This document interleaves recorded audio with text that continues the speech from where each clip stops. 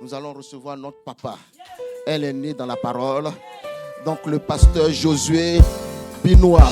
Est-ce qu'on peut acclamer le Seigneur? On peut acclamer le Seigneur. On peut acclamer le Seigneur. Acclame, acclame, acclame, acclame. Gloire à Jésus. Gloire à Jésus. Alléluia. Alors je suis chez moi ici. C'est à moi de vous dire le mot que j'ai appris en 2011 lorsque j'étais invité par mon collègue, le ministre de l'Intérieur de Côte d'Ivoire. J'étais à ce moment-là ministre de l'Intérieur dans mon pays. Et quand on est arrivé à l'hôtel, je voyais toujours ce même mot sur tous les pancartes et je lui ai posé la question, paix à son âme, parce que quand il est devenu Premier ministre, il est mort après. Je lui ai dit, mais ça veut dire quoi? À quoi bah? Il m'a dit, bienvenue. Alors je dis à toute l'église, à quoi bah? C'est moi qui vous souhaite bienvenue. Hein? Alléluia. Waouh. Bon, la prédication de la parole est comme un accouchement. Vraiment, je n'ai pas d'autres mots à vous dire. Je sens des contractions. Moi qui suis le père de 3 enfants et papy de 9 petits-enfants, j'ai eu à participer à l'accouchement de tous mes enfants. Et quand la femme, ce sont les sœurs qui vont me comprendre, la femme est à 5 doigts, l'enfant doit sortir. Je suis déjà à 5 doigts, je sens des contractions. Je veux rentrer tout de suite dans le vif du sujet. Alléluia. Et puis, on verra le reste après. Alléluia. Je bénis le Seigneur pour l'invitation et merci au prophète, merci au pasteur Paul. C'est mon référent. Et merci à toute l'église. Et on va rentrer tout de suite dans le vif du sujet. Alléluia. Vous pouvez vous asseoir. Alléluia. Waouh. Alors, le pasteur Paul m'a dit que le thème de ce mois, voilà, c'est la saison de l'effusion. Alors, mon service de multimédia dans mon église, je leur ai dit, est-ce que je peux voir juste un message du prophète? Et dans le message que j'ai vu, c'est plutôt le prophète qui est l'enseignant. Hein? Waouh! Alors il a défini ce que c'est qu'une saison. Il est allé jusqu'à dans le dictionnaire. Il a dit bonjour à M. Robert, qui fait les dictionnaires. Il est vraiment pédagogue, méthodologue et tout. Donc je me suis dit, c'est lui le prophète. Et c'est vrai, quel que soit le thème, même lorsqu'on discute, même lorsqu'on est à l'école, il nous a été appris que quel que soit un sujet, il faut toujours commencer par la définition. Car lorsqu'on connaît la définition d'un mot, on a déjà 50% de la compréhension. Et ça vous a déjà été défini, mais en matière d'enseignement, la répétition, c'est la mère de l'enseignement en pédagogie. Hein? Et Jésus aimait répéter. Pierre m'aimes-tu, Pierre m'aimes-tu, Pierre m'aimes-tu. Donc la répétition, c'est sa pédagogie. Alors je voudrais, avant d'aller plus loin, répéter ce que le prophète Archange nous a déjà dit, je pense que c'était le 1er mai, je crois, ici, en ces lieux. Mais il nous a rappelé cela. Déjà, l'effusion, les latins disent effusio, ça veut dire action de répandre quelque chose. Si je prends cette bouteille, je commence à verser l'eau, n'est-ce pas? On a déjà une effusion d'eau. Hein? C'est une action de verser, mais dans le sens d'un débordement. Hein? On verse et ça déborde. Et il nous a rappelé toujours dans son enseignement, parce que c'est une révision, on va en cours, en classe, le prof rappelle toujours une petite révision. Hein? Il nous a rappelé que le prophète qui a prophétisé sur l'effusion, c'est Joël. Hein? Il nous a rappelé cela. Et Joël a dit clairement qu'il viendra un jour où le Saint-Esprit qui, dans l'Ancien Testament, se saisissait individuellement comme il veut, ponctuellement des uns et des autres, il arrivera un jour où il y aura une effusion de ce Saint-Esprit, où même nos fils, nos filles, les bébés prophétiseront. Et il nous a rappelé cela. Il a même rappelé que ce que le prophète a dit a été réalisé en Acte 2. Il nous a rappelé cela.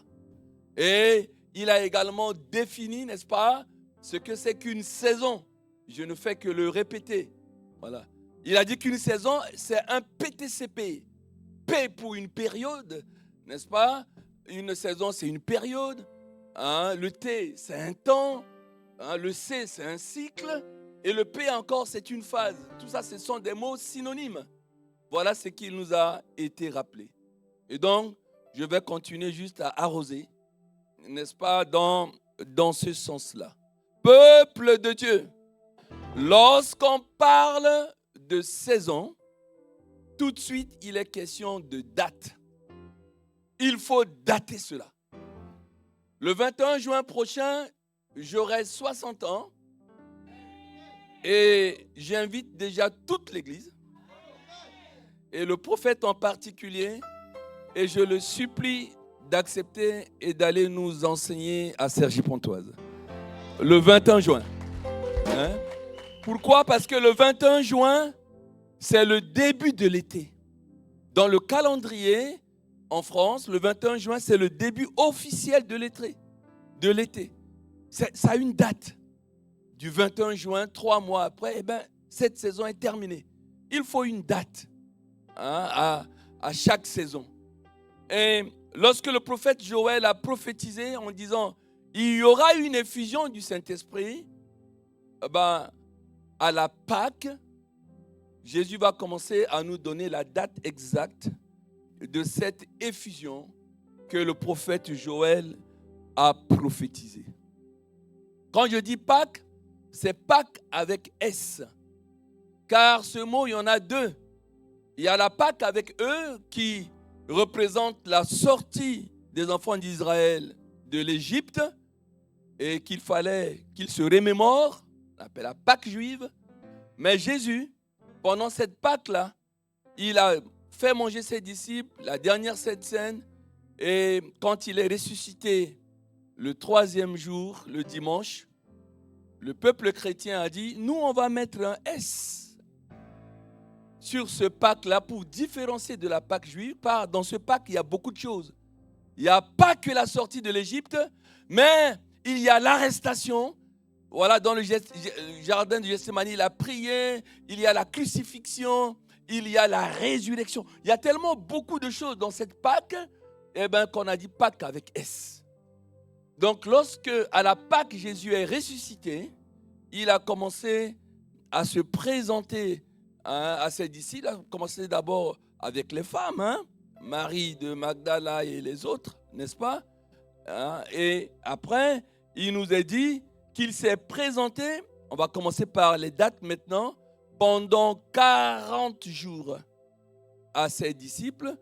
On arrive là-bas en Luc chapitre 24, et il nous a dit qu'il y avait des disciples qui allaient dans un village qu'on appelle Emmaüs. Ils étaient 2. Le texte nous donne le nom que d'un de ces 2 disciples qui s'appelle Cléopas, et Jésus va apparaître à eux, il va commencer à discuter avec eux, il va se présenter à eux, etc., etc. Et puis à un moment donné, ils vont réaliser que c'était vraiment Jésus et ils vont faire un demi-tour à Jérusalem. Ils arrivent à Jérusalem, ils ont dit, il est ressuscité. Il est ressuscité, il s'est présenté à nous, etc. Et pendant qu'ils disaient ça, Jésus réapparaît encore à eux. Il réapparaît à eux. Et ce qu'il faut retenir, que si avec le début de la Pâque, c'est lui qui a donné de quoi à manger à eux, à partir de ce moment-là, il va leur dire, est-ce que vous avez de quoi à manger? Il avait faim. Et là, on lui a servi un poisson rôti avec un rayon de miel. Souvenez-vous qu'avant d'aller mourir, c'est lui qui donne de quoi à manger. Mais quand il est ressuscité, quelques heures seulement avant l'ascension qu'on a fêté jeudi, c'est les disciples qui lui donnent de quoi manger. On mange le poisson avant l'ascension avec un rayon de miel. Parce que le texte le dit. Hein? Et on voit cela. Ah ben, une fois qu'il a mangé, il va leur donner maintenant la date.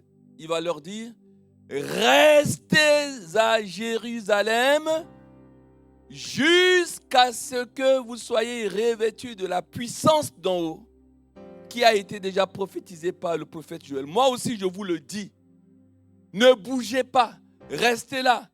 C'est-à-dire que cette effusion du Saint-Esprit a commencé à partir de ce moment-là, hein, au verset, n'est-ce pas, 49. Et là, tout de suite après, le texte nous dit, eh ben, il y a eu son ascension, eh ben, il est parti. À partir de ce moment, la saison de l'effusion du Saint-Esprit a commencé.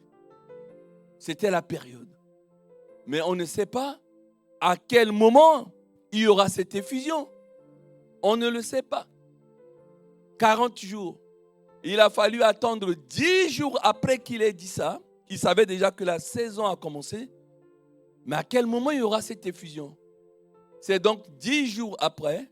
10 plus 40, ça fait 50.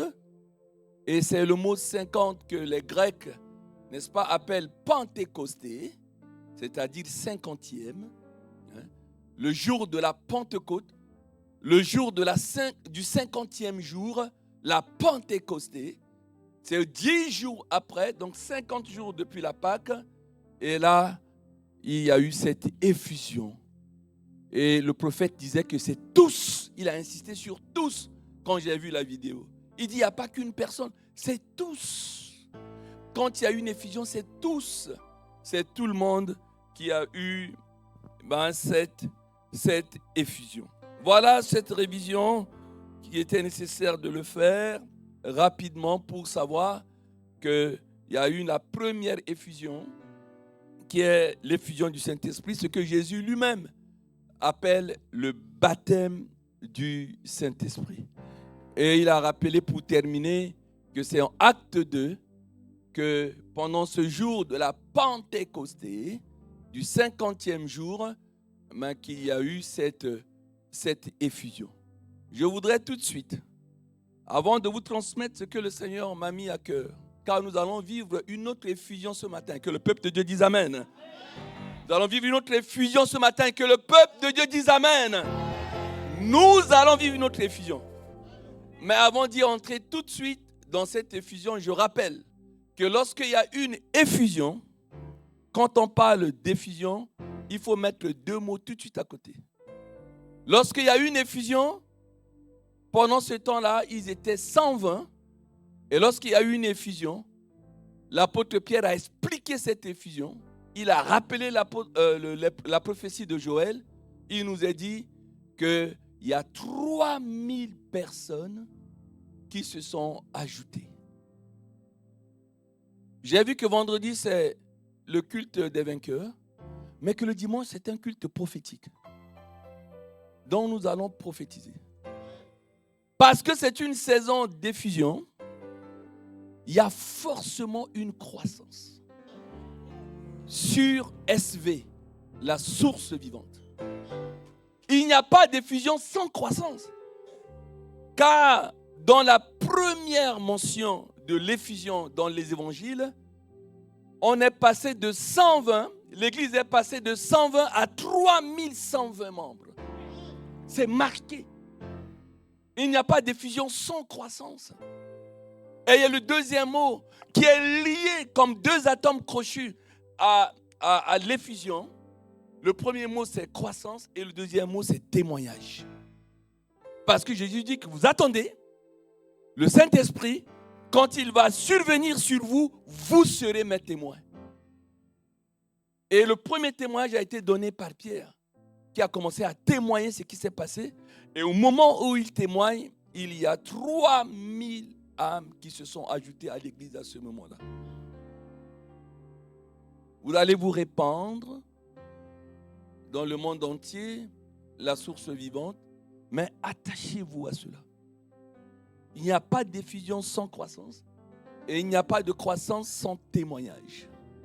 Comprenons cela, nous allons y revenir si le Saint-Esprit le permet. Et entrons maintenant dans ce que le Seigneur m'a mis à cœur. Vous savez que Acte 2, nous n'y étions pas. C'était les Juifs. Et Pierre disait, à vous les Juifs et tous les habitants de Jérusalem, voilà ce qui s'est passé. C'était déjà prophétisé, etc. Mais nous, qui ne sommes pas Juifs, ce n'est pas Acte 2, c'est Acte 10, versets 30 à 33. Si on peut avoir la projection, Acte 10, versets 30 à 33. Alléluia. Amen. Acte 10, verset 30 à 33. au verset 33. Je lis la parole. Merci beaucoup. Corneille dit, il y a 4 jours, à cette heure-ci, je priais dans ma maison à la 9e heure. Et voici, un homme vêtu d'un habit éclatant se présenta devant moi et dit,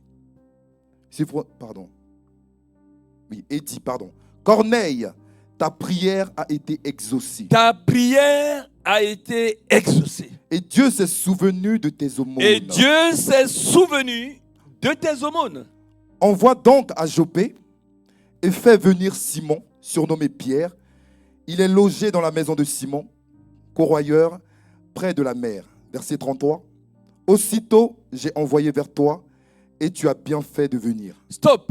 Aussitôt, j'ai envoyé vers toi et tu as bien fait de venir. Dis à ton voisin, tu as bien fait de venir dans la maison de Dieu ce Tu matin. as bien fait de venir dans la Ah, dis-lui avec conviction, Yes. tu as bien fait de venir. maison. Tu as bien ce fait matin de venir dans la Seigneur. maison de Dieu. Yes. Vous voyez, tu as bien fait de venir, c'est un verset. Hein? Alléluia. Acte 10, 33. Tu as bien fait de venir dans la maison du Seigneur ce matin. On peut s'arrêter à 33. Yes. Voyez-vous, Corneille, qui n'est pas juif, il va recevoir une inspiration d'aller envoyer Pierre. Le Saint-Esprit va préparer Pierre, de ne pas déclarer souiller ce que Dieu a déclaré pur, etc. Vous lirez le texte à la maison en cours. Mais il nous a dit que lorsque il a fini de recevoir, de dire à quoi? À Pierre. Lorsque Corneille a fini de dire à quoi? À Pierre, et d'expliquer pourquoi il l'a fait venir, ce qui était la question de Pierre. Monsieur, pourquoi vous m'avez fait venir? Alors il lui a expliqué qu'il y a de cela 4 jours, je priais dans ma maison. À la 9e heure, c'est vers 15 heures. Voilà, de nos heures actuelles. Eh bien, un ange s'est présenté à moi et dit, ta prière a été exaucée. Envoie à Joppé chercher Pierre et c'est ce que j'ai fait. Et Pierre, lui, il prend la parole, il dit, oui, il est interdit à un juif de parler à des non-juifs, mais voilà, je voyais aussi une image, etc., le Saint-Esprit, etc.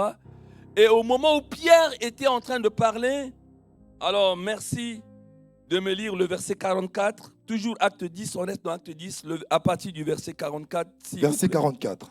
Comme Pierre prononçait encore ces mots, comme Pierre prononçait encore ces mots, le Saint-Esprit descendit sur tous ceux qui écoutaient la parole. Le Saint-Esprit descendit sur tous ceux qui écoutaient exactement comme à la Pentecôte.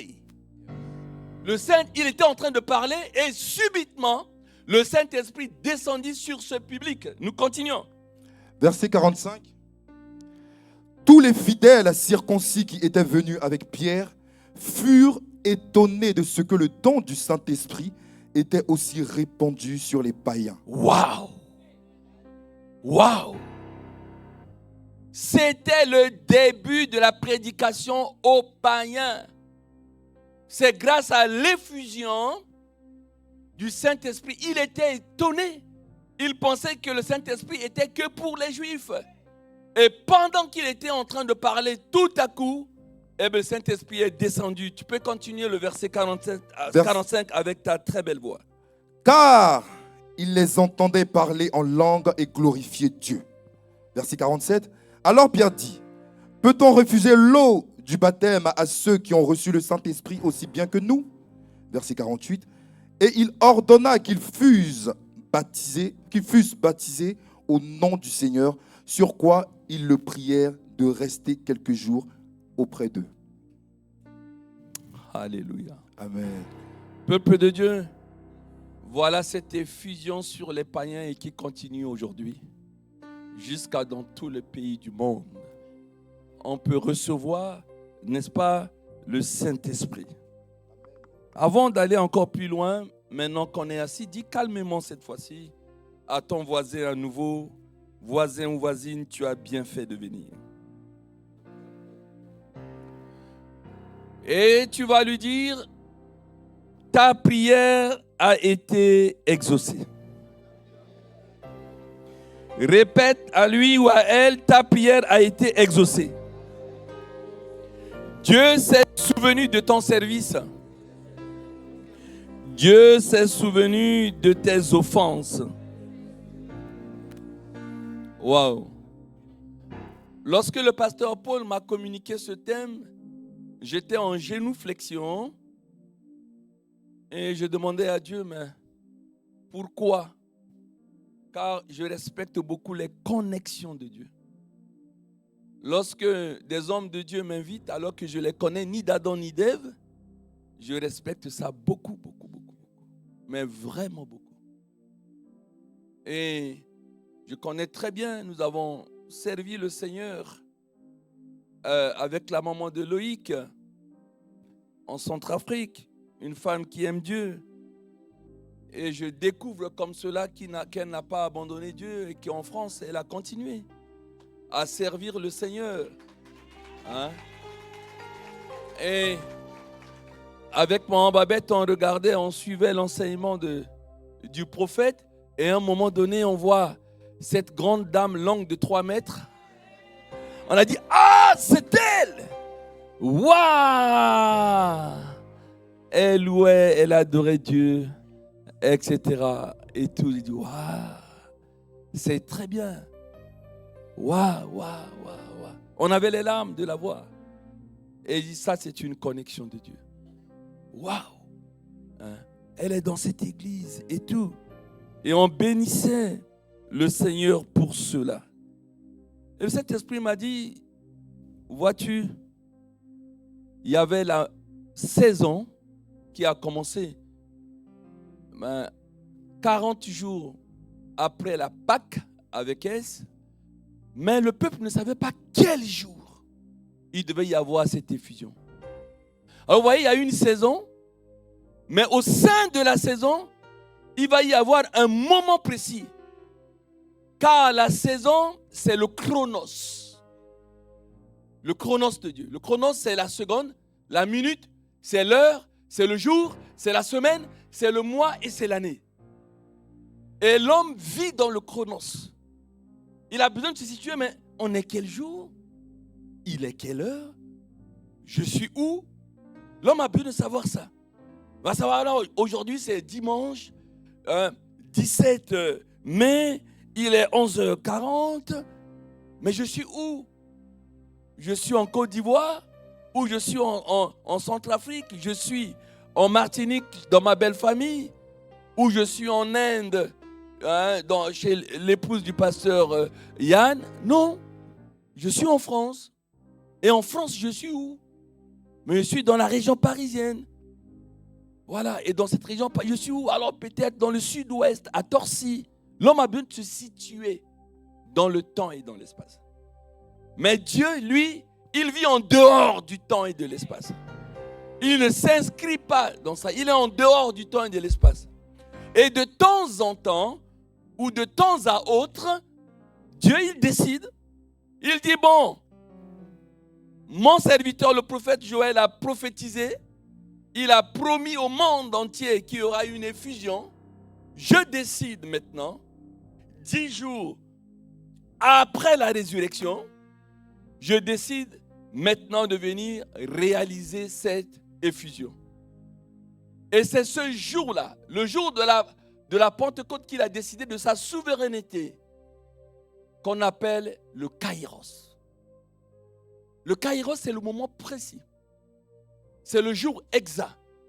C'est la seconde précise, la minute précise, l'heure précise, la semaine précise, le mois précis, l'année précise que tu vas connaître réellement cette effusion. Tu es alerté que c'est la saison, mais tu ne sais pas exactement quel jour, quelle heure, à quel moment.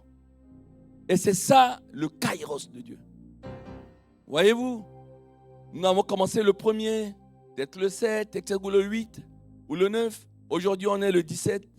Et le Saint-Esprit me dit, aujourd'hui, ça va être le kairos d'une autre effusion sur l'Église source vivante.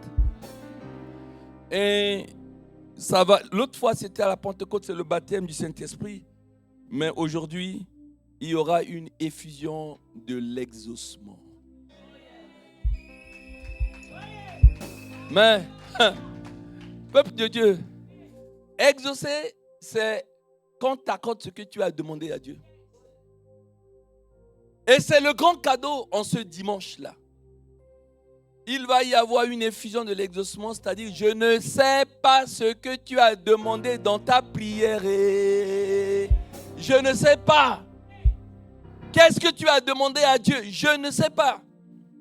Depuis les instrumentistes ici, jusqu'à derrière la salle, chacun exprime un besoin à Dieu. Chacun fait des prières à Dieu.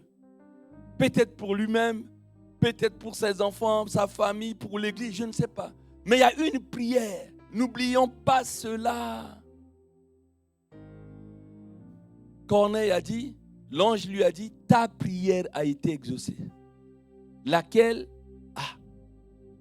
Ta prière a été exaucée. C'est pourquoi il dit que tu dis à ton voisin, tu as bien fait de venir. Tourne-toi maintenant vers lui pour lui dire, ta prière a été exaucée. Ta prière a été exaucée.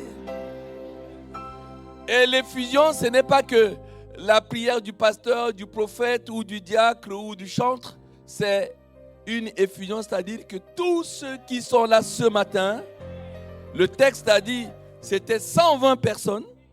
La Bible est précise. Il y avait 120.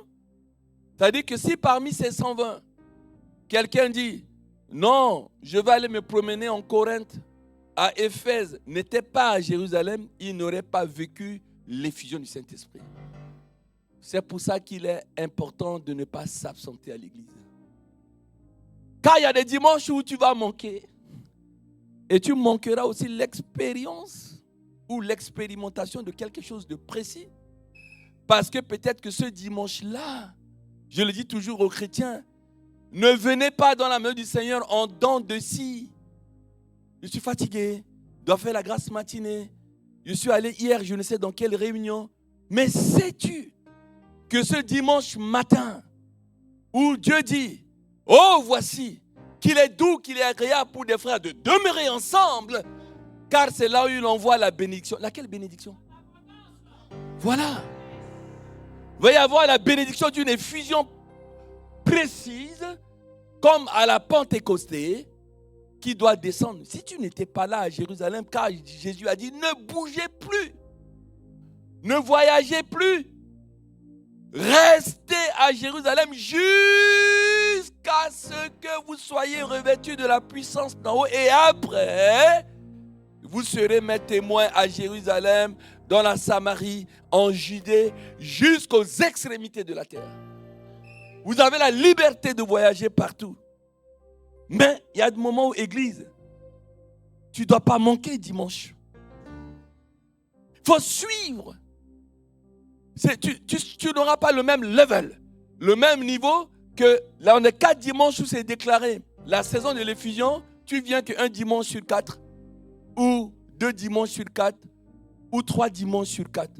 Le chrétien qui va être 4 dimanches sur 4 va recevoir tout l'enseignement qui est donné sur l'effusion. C'est une parenthèse que le Saint-Esprit me demande d'ouvrir pour aller plus loin dans l'église. Voyez-vous, l'exaucement est une question importante. On ne sait plus si ce qu'on demande à Dieu, il exauce ou pas. Mais ce matin, il y a comme un baptême d'exaucement, comme un baptême du Saint-Esprit. Tu es venu peut-être ce matin comme ça. Les gens, ils sont venus à la Pentecôte comme ça et tout à coup, Les choses ne se font pas dans le programme. Hein. Tu viens à l'église comme d'habitude, les jeunes diront comme d'hab. Hein? Tu viens comme d'hab. Mais tout à coup, il va y avoir quelque chose qui va se passer. Voyez-vous? 2 Chroniques chapitre 1 verset 7. Et je vais prophétiser immédiatement en vous donnant même les heures. 2 Chroniques chapitre 1 verset 7. Je lis la parole. Pendant la nuit, Dieu apparut à Salomon. Et lui Alors, dit, Dieu apparut à Salomon pendant la nuit parce que il est allé à Torsi. Ce Torsi-là s'appelait Gabaon, n'est-ce pas? Yes. Au temple à Gabaon, pour aller prier exactement comme on le faisait ce matin. On vient et pendant la nuit, SV. Quand on dit SV, c'est source vivante. Hein? Amen. SV. Amen. Dites-moi Amen. Amen. SV. Amen. Toi qui es venu ce matin, je te dis tout de suite, au nom de celui que je sers, qui s'appelle Jésus-Christ, eh bien cette nuit, il y aura une visitation. Alléluia. La nuit d'aujourd'hui, là. Gloire à Jésus. Je ne sais pas comment va se passer ta nuit. Est-ce que tu as une soirée dînatoire, un rendez-vous? Je ne sais pas, mais cette nuit, je sens le mafuta, l'huile, l'onction du Saint-Esprit sur moi. Et je dis à l'église, tu as fait le déplacement ce matin. Je parle à toi qui est présent, pas celui qui est absent. Ceux qui travaillent ou qui ont justifié en bénéficieront aussi. Je ne parle pas de celui qui volontairement est resté dans le bras de Morphée ou dans la grâce matinée ou sous sa couette. Je parle à ceux qui se sont déplacés. Je parle à ceux qui veulent vraiment venir à l'église et qui travaillent, qui n'ont pas pu et qui est en connexion. Je parle à celui qui me suit parce qu'il ne pouvait pas être là physiquement et qui suit directement en live. De recevoir cette promesse au nom de Jésus. Au nom de Jésus. Ce soir, je prophétise, il va y avoir exactement comme le frère était en train de lire. Peux-tu relire encore Pendant la le verset? nuit, Pendant la nuit. Dieu apparut à Salomon. Dieu va apparaître à Pierre, Paul, Jacques, au milieu de nous. Et il va te dire, demande ce que tu veux que je te donne. alléluia. Demande ce que tu veux que je te donne. Yes. Si vous avez trouvé une phrase plus importante, plus gentille dans la Bible que ça, je vous demande de me le dire. Moi, j'aimerais que Dieu me donne ça. Demande ce que tu veux. C'est quoi ton prénom? Ange Élisée. Ange Élisée. C'est fort, hein? Il y a des archanges, les anges, voilà. La prophétesse même, c'est ange. C'est une église bénie. Ange Daniel. Ange Daniel. Waouh. Hein? Demande ce que tu veux, Ange Élisée, Yes. que je te donne. Waouh. C'est une question bien, mais extrêmement embarrassante. Parce que ce qui suit après, coucou, qu'est-ce que tu vas demander? Demande ce que tu veux. Alors à partir de contrôleur en même temps, hein, de 11h50 là, commence à répondre à l'Éternel ce soir. Hein. Tu vas faire une prière ce soir comme tu n'as jamais fait. À genoux, debout, quand tu veux, mais tu vas demander quelque chose à Dieu. Ou tu vas lui redemander quelque chose que tu as déjà demandé. Tu vas demander à Dieu ce soir. Je n'ai pas un autre message. En principe, ici, je devais arrêter ce message. Je suis venu prophétiser ça. Il va y avoir une effusion d'exaucement parce qu'après cela, grâce au témoignage de ce que l'Éternel va vous donner, ça apportera de la croissance à votre église. Amen. On n'est pas venu s'amuser. Je prophétise au nom de Jésus, hein, dans la nuit, le Père, l'Esprit du Seigneur va vous visiter. Amen. Et pour sceller cette promesse, SV, source vivante, dit ceci après moi. Dis, je prends. Je prends. Je ne doute point. Je ne doute bien. Car le doute, Car le doute, c'est l'acide de la foi. c'est l'acide de la foi. Celui qui doute Celui qui doute ne peut rien recevoir de ne la peut part de rien Dieu. de recevoir. la part de Dieu. Je prends. Je prends. Je mets la foi dessus. Je mets la foi dessus. Ce soir, Ce soir, je dirai à je l'Éternel dirai à l'Éternel ce que je veux. ce que je veux. Et il me le donnera. Et il me le donnera. Et il me le donnera. Et il me le donnera. Et il me le donnera. Et il me le donnera. Alléluia, nous acclamons le Seigneur. Gloire à Jésus. Alléluia. Jean chapitre 11, versets 41 à 43. Et on va avoir une révélation ici. Jean chapitre 11, versets 41 à 43. Je lis la parole. Ils ôtèrent donc la pierre. Contexte, Lazare est mort, on l'a enterré pendant 4 jours, il y a eu la discussion avec Marthe et Marie, etc.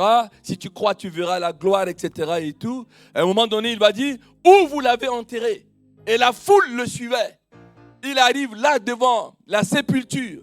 Dans la tradition juive à l'époque, on mettait une grosse pierre sur la sépulture, n'est-ce pas? Et il est en face et il va dire... Ils ôtèrent donc la pierre. Ils ôtèrent la pierre. Il a dit, ôtez la pierre. Ça, vous pouvez le faire. Yes. Moi, je ne fais que ce que vous ne pouvez pas faire. Mais ôtez la pierre, vous pouvez le faire. Ôtez la pierre. Ôtez la pierre. Et on continue. Et Jésus leva les yeux en haut et dit, Père, je te rends grâce de ce que tu m'as exaucé. Aïe, aïe, aïe. As-tu déjà lu ce verset? As-tu déjà lu ce verset, peuple de Dieu? Nous sommes chrétiens. Nous sommes discipulus. Nous voulons agir comme le maître. Et l'un des pièges aujourd'hui dans l'église, c'est que nous ne prions pas comme Jésus. On attend d'abord que nos prières soient exaucées pour dire à Dieu, je te rends grâce de ce que tu m'as exaucé. Faux, hein? Dès que la pierre a été enlevée, au lieu de dire, Lazare, sors! Et Lazare sort. Après, il va dire, je te rends grâce de ce que tu m'as exaucé. Mais il a commencé par ça. Je te rends grâce de ce que tu m'as exaucé. À partir de ce soir, avant que tu demandes, tu dis à Dieu ce que tu veux. Ta prière, ça commence comme ça. Peuple de Dieu, répétez après moi. Père, Père, Père, Père, Père, Père, je te rends grâce je te rends grâce de ce que tu m'as de exaucé. ce que tu m'as exaucé. Waouh! Yes. Quelle puissance! Vous faites cette phrase. Satan fouille. Il dit, mais c'est qui ce mec? C'est qui cette femme qui est tellement convaincue que Jésus va l'exaucer? Parce que quand tu demandes, il a une effusion de doute qu'il va te mettre.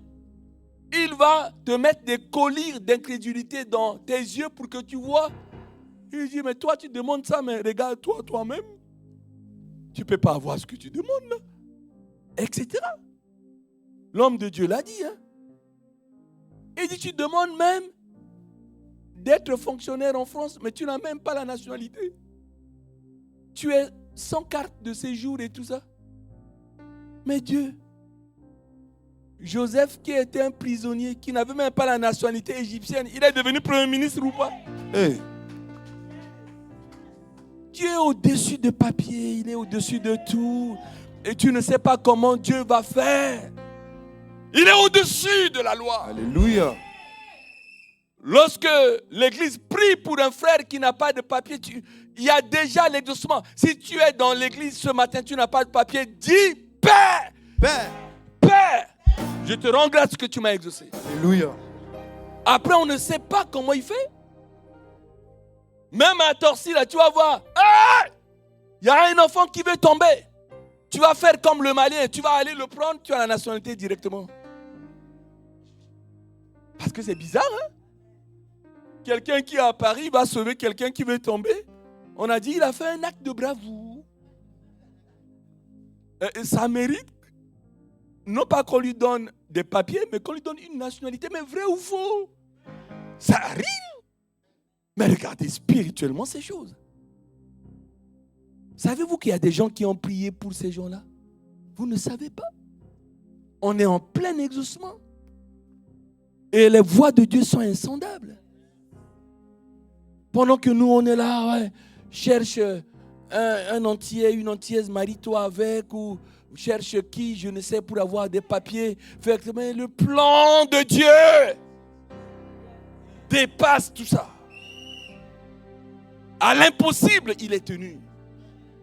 Parce qu'il y a une puissance de prière que tu as faite, tu as dit, Père, j'étais à l'église.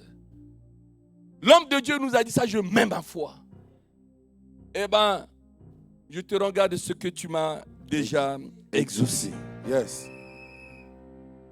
Mais, je rentre dans la conclusion, il est l'heure. C'est mon église ici. Je prierai un jour de vous revisiter un jour. Oh, peut-être un mois d'octobre, où nous aurons le temps d'aller plus loin. Mais là, sur mes post-it, je vais arrêter les post-it moi-même. Mais pensez bien, juste quelques conseils de ce combat que le diable a contre l'exaucement chez les chrétiens. Qu'est-ce que tu vas demander? Déjà, Jésus te donne une indication. Il dit en Matthieu 6, 33, cherche premièrement mon royaume. Et toutes choses te seront données par-dessus. Il n'est pas un homme pour mentir. Donc tu as déjà un premier conseil. Le pasteur Josué ne te laisse pas comme ça. À partir de ce matin jusqu'à ce soir, commence à dire, qu'est-ce que je vais demander? Il y a tellement de besoins légitimes. Mais qu'est-ce que je vais demander? Et Matthieu 6, 33 te donne déjà une indication. Pourrions-nous nous retourner, monsieur le lecteur, dans 2 Chroniques chapitre 1, on avait lu le verset 7. On lit juste les 4 versets 8 à 12. Dieu se présente à Salomon. Il est à Torsi, Gabaon, etc. Et il va dire quelque chose. Commence par partir du verset 28. Du verset 8, pardon. Verset 8. Salomon répondit à Dieu. Tu as traité David, mon père, avec une grande bienveillance. Et tu m'as fait régner à sa place. Maintenant, éternel Dieu, que ta promesse à David, mon père, s'accomplisse. Puisque tu m'as fait régner sur un peuple nombreux, comme la poussière de la terre, accorde-moi donc de la sagesse et de l'intelligence, afin que je sache me conduire à la tête de ce peuple. Car qui pourrait juger ton peuple, ce peuple si grand? Waouh! Il a rappelé le contexte. C'est un jeune homme, c'est un jeune pasteur, un jeune prophète, un jeune serviteur de Dieu. Il voit le peuple, il a peur. Il n'a pas l'expérience de son père David. Il a dit, j'ai succédé à mon père. Donne-moi juste de l'intelligence et de la sagesse. Le peuple est nombreux. Il y aura des cas que je dois pouvoir trancher. Rappelons-nous, 2 femmes étaient en train de venir discuter un bébé. C'est à moi, non, c'est à moi, non, pasteur, c'est à moi, non, c'est à moi, non, c'est à moi, non, c'est à moi. Et grâce à l'intelligence et la sagesse qu'il a eue, il a eu automatiquement, comme diront les British, il dit, amenez-moi mon épée, madame, je ne sais pas qui a raison. Et les 2 dames, elles se regardent. On amène l'épée à Salomon. Salomon dit, bon, quand vous disputez l'enfant, je vais diviser l'enfant à 2. Vous prenez une part, je prends une part. Et il y a l'autre femme qui a dit, oui, il faut couper l'enfant en 2. Et l'autre femme a dit, non, je sais que c'est mon enfant. Mais donnez à la dame, ne faut pas couper mon enfant. Mais grâce à la sagesse. La sagesse, par définition, c'est une intelligence bien appliquée. C'est l'application intelligente de la sagesse. C'est ça. De l'intelligence. La sagesse, c'est l'application intelligente de la connaissance. Ou une connaissance intelligemment appliquée. Voilà, c'est ça la définition. Mais là, Salomon dit, mais madame, regardez, c'est l'évidence. Un enfant que vous avez porté 8 mois, 9 mois dans votre ventre, vous allez accepter avec autant de légèreté de dire coupez-le. Ce n'est pas votre enfant, c'est l'enfant de l'autre femme. D'où vient cette sagesse? Il a demandé. C'est ce qu'il a demandé à Dieu. Et au verset 10, monsieur le lecteur. Verset 10. Accorde-moi donc de la sagesse et de l'intelligence, afin que je sache me conduire à la tête de ce peuple. Car qui pourrait juger ton peuple, ce peuple si grand? On continue. Verset 11.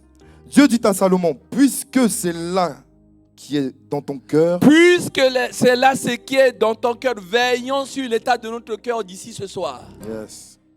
Puisque c'est ça ce qui est dans ton cœur. Yes. On continue. Puisque tu me demandes ni des richesses. Puisque tu me demandes ni des richesses, parce que la tentation, lorsqu'on demande à Dieu, Dieu te dit, donne-moi quelque chose. Tout de suite, je veux des milliards, je veux de ceci. Mais le milliardaire, il ne meurt pas. Le milliardaire, il ne tombe pas malade. Question. Le milliardaire, il n'a pas de cancer. Le milliardaire, il n'a pas d'insomnie. Le milliardaire ne connaît pas la mort. Il dit, puisque tu n'as pas demandé des richesses en continu, ni des biens, ni des biens, ni de la gloire, ni de la gloire, ni la mort de tes ennemis, ni la mort de tes ennemis, avant de continuer. Mais on a la tentation de demander la mort de nos ennemis. Qu'est-ce que nous voulons? La mort de nos ennemis, il faut que nos ennemis restent vivants et qui nous acclament. C'est ça. That is the question. That is the question. Moi, je préfère, au lieu que mon ennemi meure et il ne voit pas ma victoire, ma gloire, c'est dommage. C'est lui rendre service que de demander sa mort. Il faut qu'il soit vivant, comme les frères de Joseph. Ils m'ont chicoté, ils m'ont vendu, ils m'ont mis dans... voilà. Eh bien, grâce au fils aîné, sinon ils l'auraient tué. Ils l'ont vendu. Et les voici maintenant en Égypte. On avait pitié d'eux. Vous venez d'où? Oh, on est des Hébreux. Qui est votre père?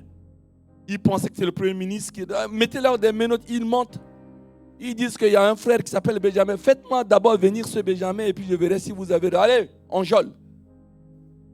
Or, c'était ses frères. Il les a bien reconnus. Ah, c'était les grands frères qui m'ont tapé là.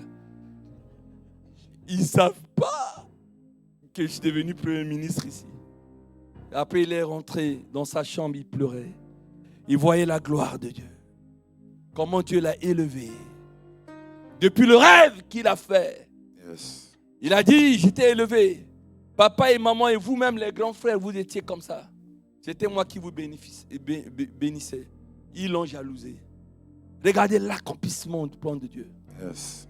Voulez-vous demander la mort de vos ennemis? Ce n'est pas intelligent. Demandez à ce que vos ennemis sachent que Dieu est avec vous et qu'il vous acclame. C'est beau de voir des gens vous acclamer. C'est la vie qui est ainsi faite. Les appels sont différents. Je n'ai jamais été dans un parti politique. J'ai toujours été sans parti. Fait mes études. Je ne suis pas allé en Centrafrique pour être ministre. J'ai fait 10 ans en Centrafrique. Je conduisais. J'enseignais la parole de Dieu dans toutes les provinces, etc. Ça s'est imposé à moi. Plus de 3 fois, le président du pays a dit, il faut que vous deveniez ministre. J'ai dit non, non, non. Il m'a même nommé sans qu'il m'a demandé. Voyez-vous? C'est pourquoi je dis rarement, j'ai été surpris que le prophète dise ça. Je n'ai jamais dit à aucun moment dans ma vie que j'ai été ministre de l'Intérieur. Jamais. Mais voilà. Voyez-vous, Dieu, quand il agit, quand il fait quelque chose, eh ben, ce qu'il a dit, ce que sa bouche a dit, sa main l'accomplit toujours. Il y avait une prophétie sur ce garçon. Il a été maltraité et ça s'est accompli. Et ses frères qui sont devenus, entre guillemets, ses ennemis, ont fini par l'acclamer. Parce qu'il s'est fait reconnaître à eux. Ils sont allés dire à papa Isaac, papa Jacob, hein, de prendre Benjamin et de venir. Parce que ton fils que tu croyais mort, est bien vivant. Tu peux terminer le lecteur? Yes. ni même une longue vie. Ni même une longue vie. Demande jamais une longue vie. Demande l'éternité. Alléluia. Tu n'es pas fait pour avoir de la longévité. Tu es fait pour avoir l'éternité. C'est pas très intelligent de demander une longue vie. Moi, en bonne année, je souhaite jamais longévité. Je souhaite santé et éternité. Et j'ai enseigné à mes chrétiens comme ça. Dites à vos voisins, dites à vos collègues, je te souhaite la santé, mais je te souhaite l'éternité. Il va dire, ah bon? Je dis, pourquoi? Mais à quoi ça sert même si tu as 963 ans comme Mathushela? Tu vas quand même mourir. Il faut souhaiter l'éternité aux gens. Il n'a demandé ni longue vie. Nous continuons. Et que tu demandes pour toi de la sagesse et de l'intelligence afin de juger mon peuple sur lequel je t'ai fait régner. Verset 12. La sagesse et l'intelligence te sont accordées. Waouh! Amen. Il n'a pas demandé ça. Il a demandé ça, ça est accordé. On continue. Je te donnerai en outre des richesses. Il n'a pas demandé les richesses. Des biens. Il n'a pas demandé des biens. Et de la gloire. Il n'a pas demandé de la gloire. Comme n'en a jamais eu aucun roi avant toi et comme n'en aura aucun après toi. Waouh! Vous voyez les rois, les présidents aujourd'hui qui friment là. Même Donald Trump qui s'est enrichi depuis qu'il est président pour la deuxième fois. Aucun roi sur cette terre ne sera riche comme Salomon. Ni avant Salomon, ni après Salomon. Regardez-moi des textes comme ça de la parole de Dieu. Une bénédiction exceptionnelle. Yes. Si vous voyez quelqu'un qui est orgueilleux, qui dit je suis riche, tu t'appelles pas Salomon. Hein? Monsieur ou madame, avant toi, il y a eu déjà quelqu'un qui a été tellement riche, il s'appelle Salomon. Et on le retrouve, n'est-ce pas, dans les Écritures. Merci. Peut t'arrêter là, monsieur le lecteur, parce que je dépasse déjà mon heure que j'ai prévue de 5 minutes. Et je me bats pour arrêter. Voyez-vous, il connaît vos besoins. C'est légitime. Et on revient à Matthieu 6, 33. Demande ce qui est important et qui va plaire à Dieu. C'est le spirituel qui tire tout. Donne-moi la sagesse et l'intelligence pour bien faire le ménage dans la salle du culte. C'est mon premier service dans l'église. Pas pour être pasteur. Voyez-vous? Donne-moi l'intelligence, la sagesse pour que, au moment où je joue au synthé, quand le peuple m'entend, les mauvais esprits les quittent. Exactement, lorsque David était en train de jouer au synthé, le mauvais esprit quittait Saül. Écoutons, il y a une puissance dans ça. Ce n'est jamais innocent, la musique. Il a prié, c'est son ministère. Au moment où il est en train de jouer, le mauvais esprit nous quitte. Quelque chose se passe. Au nom de Jésus. C'est pourquoi tu ne peux pas aller dans n'importe quel concert comme ça. Parce que la musique qui se fait va entraîner de l'impureté, de l'impudicité. Tu ne sais pas. Tu vas voir un artiste, on l'aime bien, on l'aime bien. Mais sa musique là, ça transporte quel esprit? Attention. Il y a une connexion directe entre la musique et les esprits qui agissent. Il est spirituel, sans mot dire, ce qu'il est en train de jouer nous guérit. D'ailleurs, ça s'apprend maintenant à l'école, hein? La musicothérapie. C'est des spécialités, ça. Les gens qui sont spécialisés, ils vont jouer à des personnes âgées, etc. Des sons. Et ça les guérit. Hein? Pensez à ça. C'est une parenthèse que j'ouvre. Bon, je prends ma montre. Je vous dis, c'est mon église ici.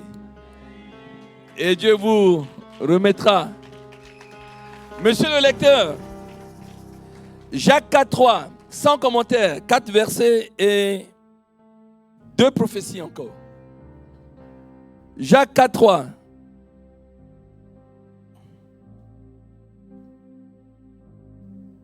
Jacques chapitre 4, verset 3. Verset 3, je lis la parole. Vous demandez et vous ne recevez pas, parce que vous demandez mal, dans le but de satisfaire vos passions. Voilà. Il faut éviter parce que tu vas demander quelque chose ce soir, c'est juste un conseil que l'apôtre Jacques, pas moi, te donne. On reste dans Jacques, chapitre 1, verset 6 à 7. Jacques 1, verset 6 à 7, je l'avais déjà dit, mais on donne verset la base 6, physique. Oui. Et c'est, je lis la parole. Mais qu'il la demande avec foi, sans douter, car celui qui doute est semblable au flot de la mer, agité par le vent et poussé de côté de l'eau et de l'autre. Qu'un tel homme ne s'imagine pas qu'il recevra quelque chose du Seigneur. S'il vous plaît, ne dites pas, oui, moi je ne suis pas Salomon, je ne vais pas demander la sagesse. Oh. Jacques dit, te manque de la sagesse, demande simplement à Dieu. Mais ne doute pas. Yes.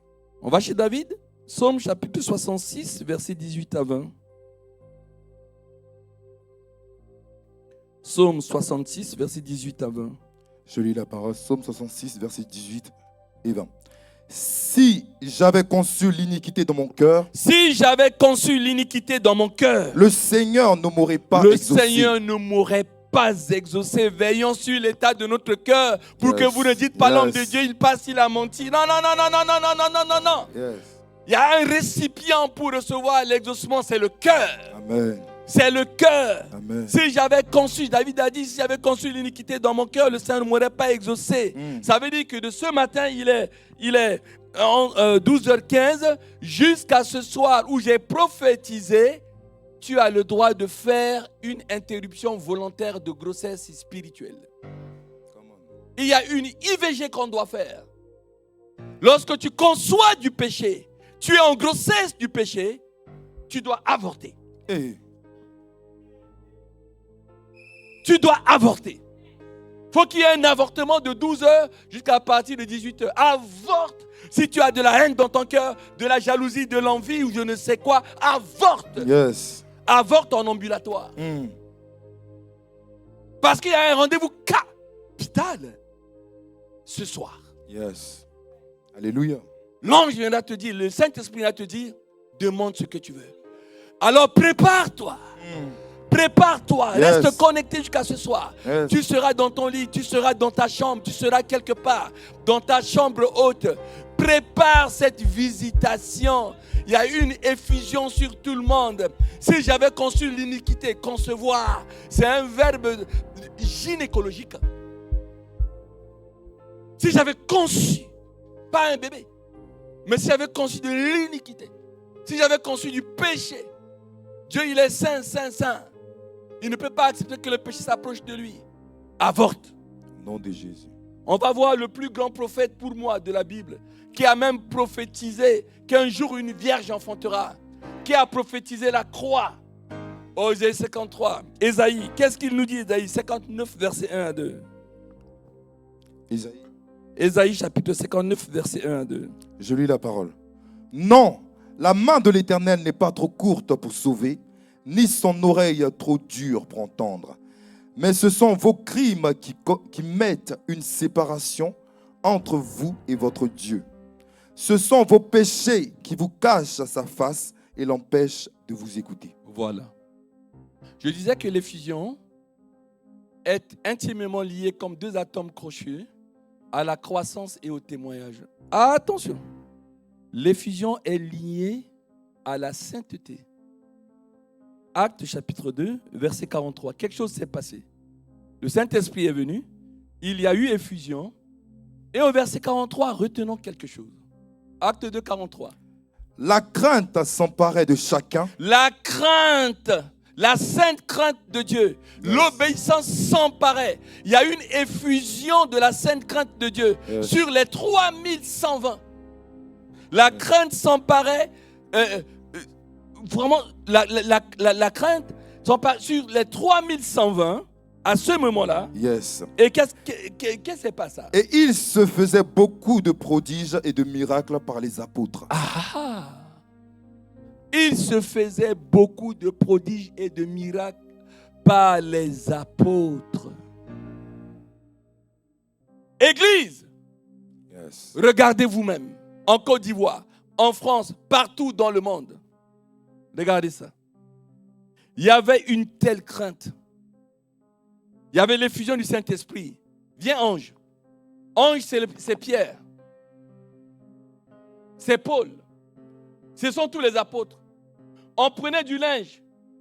On touchait la veste de ange. Viens ma fille, comment je t'appelle? Grâce. Je te souhaite aucune maladie. Car ce que Jésus a porté à la croix, tu ne peux pas l'apporter. Tu es en bonne santé et tu le resteras. Mais admettons que tu avais un mal de ventre carabiné, grâce. Là, c'est Pierre. On prend linge, on touche la veste de ange. On va à la maison. T'habites où? À Champigny. On va, on te touche avec, tu es guéri. C'est marqué. Vivons-nous ça aujourd'hui? Dans l'église du Seigneur, partout. Parce que dans les églises, il n'y a plus la sainte crainte de Dieu. C'est la condition sine qua non après l'effusion. Que nous marchions dans la sanctification. Que nous ayons la sainte crainte de Dieu. On prenait là. Non, Grâce et moi, on est les malades. Viens ici, Grâce. On est là. Grâce à un mal carabiné de ventre, j'ai un mal carabiné de ventre. L'apôtre Pierre passe, hein? Passe l'apôtre Pierre. Et son ombre seulement, ça nous guérissait. N'avons-nous pas soif dans nos églises de vivre ça? Qu'est-ce qui bloque? Qu'est-ce qui bloque? Il n'y a plus de sainte crainte. L'homme de Dieu nous l'a dit, hein? Dès qu'on est venu, il a dit, pasteur, le Seigneur m'a donné une vision. Il était touché. Il nous parlait de son propre, vous pouvez vous asseoir, hein? De son propre cœur. Il y a comme, je l'écoutais en une seconde avant de rentrer là. C'est un homme qui vraiment a reçu de Dieu. Il a dit, j'ai un fardeau, pasteur. Il était comme pressé de nous le partager. Il dit, l'église, le monde est rentré dans l'église. Et l'église s'adapte au monde. Le conformisme. On se conforme au monde. Le peuple de Dieu est happé par le monde, alors que c'est l'inverse. C'est le monde qui doit se conformer à la parole de Dieu. Ah, je l'écoutais, il dit, ah, c'est lui l'enseignant. C'est lui l'enseignant. Regardez où on en est aujourd'hui. On vit comme tout le monde. C'est la fille qui est vierge qui a honte aujourd'hui dans les écoles. C'est celle qui n'a pas de copain qui a honte. Car ce qui est à la mode, c'est de ne plus être vierge à partir de 11 ans. Je prie déjà pour ma première belle-fille, petite fille qui a 11 ans. Je vous dis que j'ai 9 petits-enfants après 35 ans de mariage. Attention. Mais je prie déjà pour ma première petite fille. Parce qu'elle a 11 ans. Aujourd'hui, ce n'est plus possible. Comme disent les jeunes, on se graille déjà à 11 ans. C'est une expression technique. On est en couple à 12 ans. Non, maintenant, quand on dit couple, il faut que nous disons, les pasteurs, couple mariés. Parce que les jeunes, quand ils sont amoureux entre l'un et l'autre, ils disent, on est en couple. Et pourquoi vous êtes en couple? Mais parce qu'on a la même DA. C'est quoi la DA? On a la même direction artistique. Ah bon? Mais c'est quoi ces mots barbares? Ah mais oui, pasteur, oui, j'ai été tenté parce que tu vois, c'est une frappe. Hein? Ah bon? Mais comment ça, c'est une frappe? Mais elle est très jolie, c'est même une frappe atomique. Ah bon? Et encore mes jeunes m'ont dit, ah mais pasteur, tu sais pas, oui, tu parles comme les jeunes, mais maintenant c'est différent. On dit même pas frappe, on dit maintenant tu es un pain chaud. À la boulangerie. Mais nous dans l'église, c'est frères et sœurs, fiancés et mariés, un point barre. C'est tout. Ah, bon.